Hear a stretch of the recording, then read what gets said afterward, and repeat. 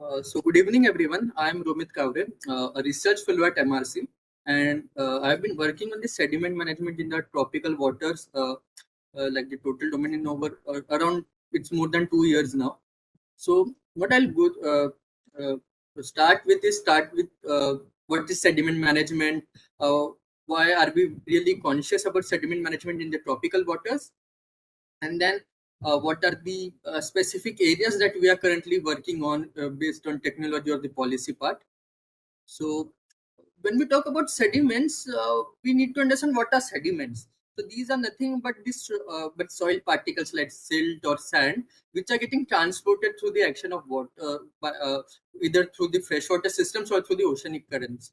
Now, one might think that these only has implications on the morphology of the water bodies, but in fact, it also has effects on the surrounding coastal communities, on the marine flora and fauna, on the water quality. So the effects are wide ranging. As we say, it has vast ranging impacts on the people, economy, and nature. Hence, what we require is a holistic information of the local sediment dynamics. What are the processes that lead to such depositional patterns? So here, the sediment management entails two major parts. One is the sediment transport patterns, which talks about what are the various the sediment deposition rates, sediment erosion rate, and then we have sediment classification. That is, once the sediment has deposited, how are we classifying the type of sediment, engineering properties, or the biochemical properties of sediment? That has various applications in the offshore construction domain, in the amphibious operations, and all. So one of the main thing for necessitating an integrated sediment management is the rapid urbanization. Now with the unplanned expansion, especially encroachment of floodplains, we see that with monsoon, our cities get flooded. You have seen of reports that there are illegal encroachment of floodplains which alter the natural flow of rivers.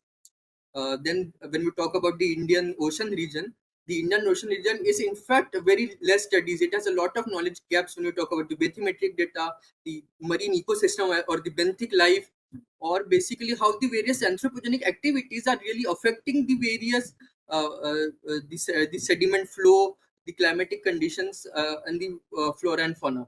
And finally, the tropical conditions of the Indian Ocean region, they are very unique. It has very high climatic variations, very high temperature. We have intense monsoonal system, and the overall socio-economics of the nations of the Indian Ocean region, they are very much unique as we compare it to other water bodies.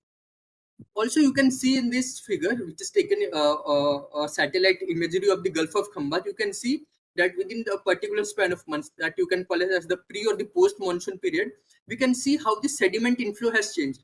Now, this would have effect not only on the coastal communities that are living there, but also on the marine life and any economic activities that are associated with the oceans itself, or the operations of ports or any other rivers that are located there.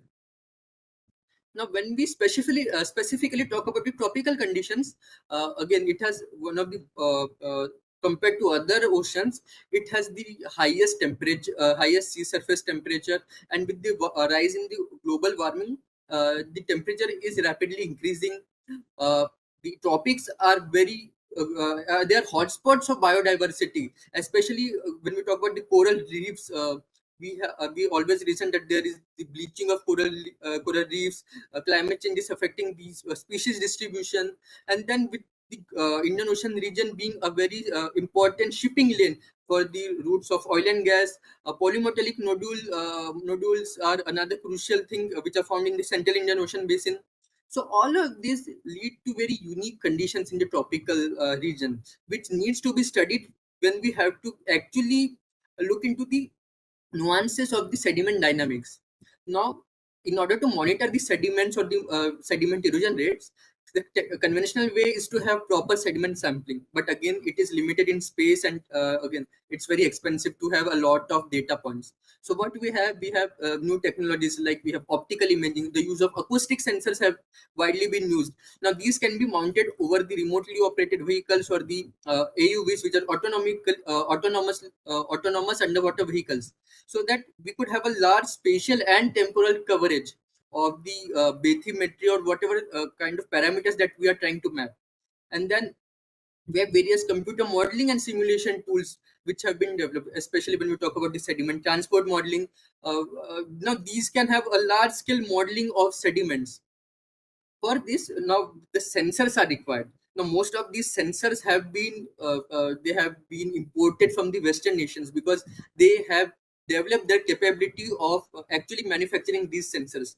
We especially the global south and India have to import these sensors. We have to spend a foreign exchange. Also these equipment have limited applicability in the tropical conditions itself. Like their overall efficiency reduces to around 60 to 70%. Thus, we require a 2C to understand a 2C kind of model, where in the 2C we have this development of the equipment, the hardware that is catered to our own conditions. We have the to understand part, where we develop the analysis capabilities or the data processing capabilities to filter out the noise which is coming from the various either the biological noise or the shipping noise. And then finally, how are we going to share this data with the various stakeholders? Some of this might be strategic data sensitive to our own defense needs. So what kind of data needs to be shared? What is the resolution? All of this should be understood. uh, so now coming to the various applications, we have the seabed mapping. As you can see, the Indian Ocean region, it has very rugged terrain. So now this has implications on the undersea cables. How do we plan the routes of these undersea cables? Again, when we talk about the polymetallic nodules, how do we extract them? We need to properly assess, even for the equipment that are going to extract these nodules. We need to have an understanding of the seabed bathymetry. And then any kind of rescue and recovery also requires this understanding of bathymetry. This we are actively pursuing of how can we actually have this bathymetric mapping using remote sensing and acoustic sensors. Then, when we talk about the sediment flow through the freshwater systems, again, we could have various models which are physics-based models, which include input data like flow conditions, that is the flow velocity, the sediment properties, again, the sediment classification, and extensive field experiments would be very much crucial in the development of such models, where, again, there is a lack of proper experiments for a large-scale data availability.